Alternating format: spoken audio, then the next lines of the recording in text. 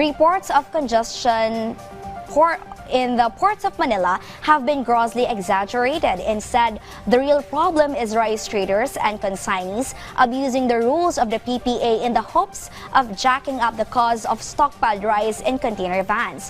But the PPA is fighting back and has set a deadline of October 1 for these traders to offload their merchandise at the pier. In this report. The Philippine Ports Authority has given importers and consignees until October 1 to remove imported rice shipments that have been sitting at ports for over 30 days after being cleared with taxes and tariffs. Naghihintay sila na magkaroon ng pagkakataon na sumipa na naman, na mag-increase ang demand para sumipa ang presyo at saka doon nila ilalabas yan. Pag hindi pa siya na-claim by October 1, pinag-uusapan natin dito ay yung mga kargamentong more than 30 days na yung dwell time. Endorso natin to sa Bureau of Customs and then for them na i-declare na abandon nitong shipment na to.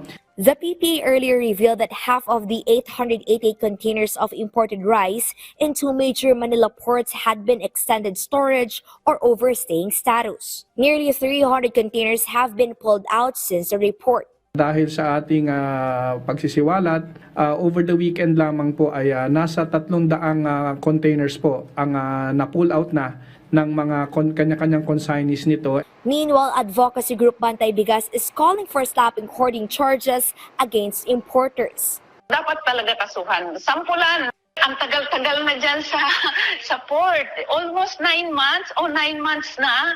At isang malaking usapin yan ng hoarding, Miss Clay. Kaya dapat parusahan sila sa pamamagitan ng pag-forfeit na ng gobyerno dun sa mga produktong bigas. Ipamahagi na sa mga malawak na bilang ng ating mamamayang Pilipino dahil ang laki-laki ng mga ang tawag doon, nagugutom. The Samahang Industriya ng Agrikultura or SINAG has called for the blacklisting of importers who are allegedly stockpiling rice supplies at ports.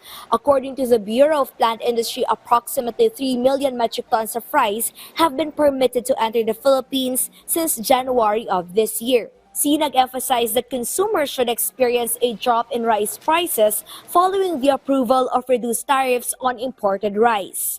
Ang nakikita pa rin natin is dapat bumaba na yung presyo kasi ang laki na lang pumasok. 16 million kaban na pumasok na bigas na. Yung permit nila isuspend kung talagang ginagawang bodega yung PPA. Blacklist ng Bureau of Plant Industry. The BPI is set to conduct inspections to determine whether the quality of imported rice remains acceptable and safe for consumption. Concern namin yung food safety. Isa lang naman na kargamento na 275 days. So 9 months na yan na nakatenga. Plus kailangan din makita kung kailan yan na-harvest. Kasi pag tumagal ng isang taon, medyo matagal na yung bigas. We just would like to ensure food safety ng bigas. Kalay Zalpardilia for the New and Better Philippines. The Bureau of Customs, or BOC, clarified the delays in rice shipments are not caused by port congestion. According to the BOC, 258 shipping containers with rice are still at the Port of Manila.